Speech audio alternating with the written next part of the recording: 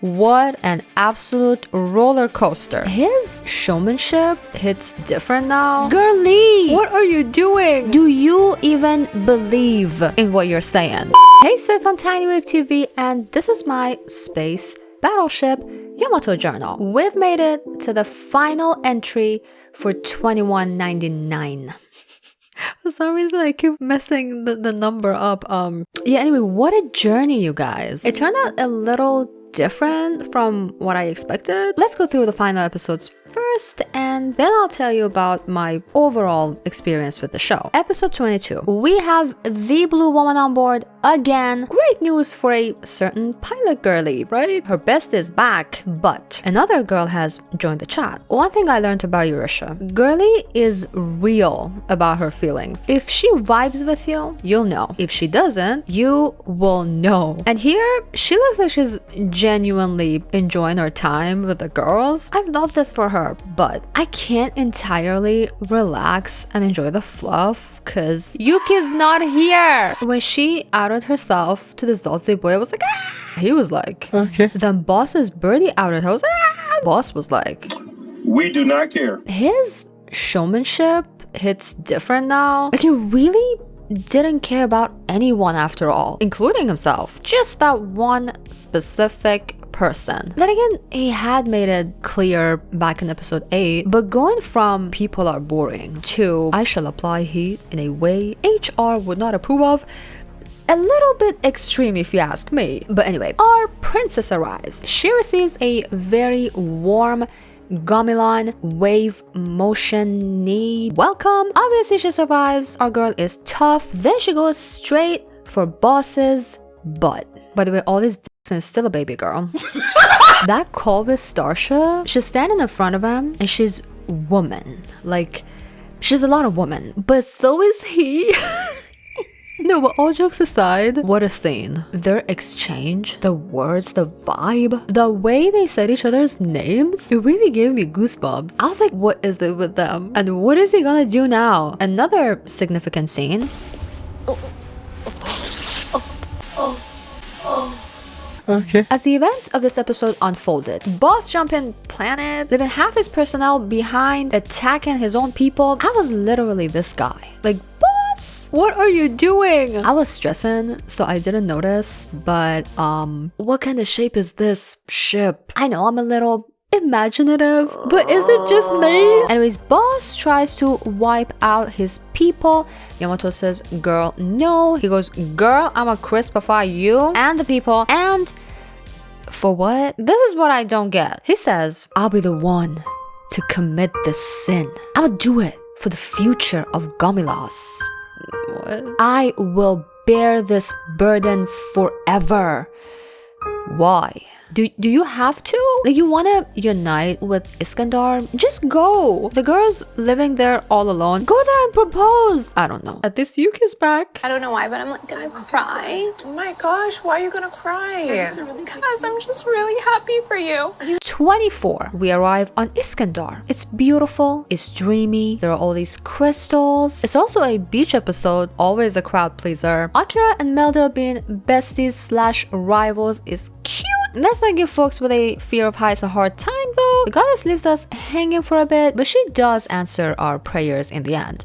I don't know, I just think my butt is way too cynical for such a positive turn of events. I also needed more of her and Boss's thing. I mean, he was down bad and she was detached. That's it. Yo, the big bro could I thing came completely out of left field. And if what I'm thinking based on her hand placement and the final scene is true, I mean, it's great. All the power to the Iskandar and Kodai families.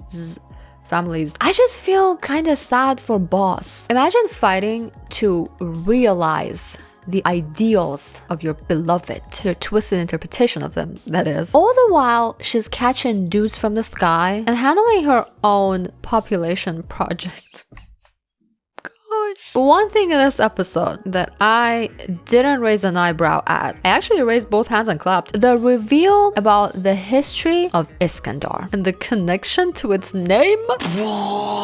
As a descendant of one of the people whose land was invaded by Alexander III of Macedon, I approve. Good job, Japan. Now, I'm all for the removal of the wavy gun. We don't need that. I do not agree with Eurasia that Earth people are different from Gamilans or Iskandarians, and even though it looked cool when fired, we really don't need it. However, couldn't we cover that hole with something else? A different color maybe? It looks ugly AF and it does not suit our Hime. While on the outside, she's unfortunately a bit unsightly, on the inside, there's this hard-earned peace and joyfulness. Not for long though, not for long, because Boss is alive and kicking and obsessing over Hime. But before we jump into the angst, shout out to the newly appointed only Gamilan Ikemen in existence, Mr. Mustache. I was thinking, oh, I'm so glad he's on Ditsa's side. He was there the whole time. From the beginning. Poor Talon, though. I don't think it was supposed to end up on Boss's side. The whole time he's stressing like, sir, what are you doing? It's actually super stressful working for someone who doesn't tell you what you need to know in order for you to do your job. Ugh. By the way, Yamato is invaded. Girl, you look fine. But why do you have to be so evil? Doing this doesn't even serve your goal. You're just making it sound like it does in your head. You're obsessive, distrustful, unable to see those who are really, truly there for you. You've been self-destructing long before you pulled that trigger. And you know the part after he shot Birdie and Yuki made that speech? It was like, war is necessary, yada yada yada. His face was saying something else. Girlie, do you even believe in what you're saying? I don't think so. Now the season finale. What an absolute roller coaster. One moment I'm crying because Yuki, then I'm crying because Kodai, then because she wakes up but dies before Kodai arrives, and then because it's the nurse girlie's wedding but Kodai is falling apart, and then because she comes back, but what about the Earth? Then Captain's gone, and the fact that it was his consciousness or whatever that saved the Earth in the end. I can't. Space Battleship Yamato 2199. I said it. Ended up being a more whimsical, more fun show than I initially thought it would be. We got our happy ending and not a lot of people died. Remember when I said in the first entry, I get a feeling Shima's not gonna make it back home?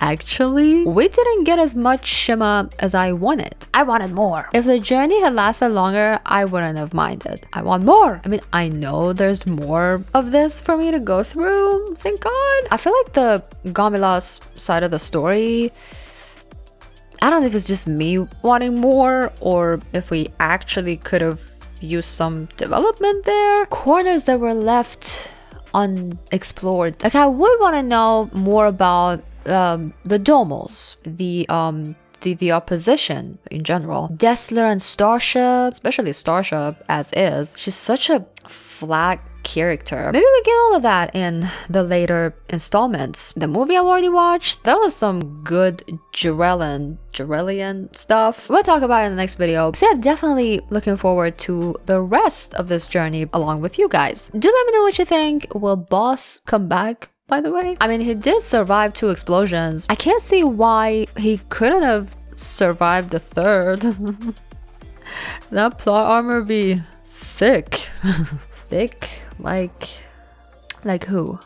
Yuki. Alright, thank you for watching and see you next time.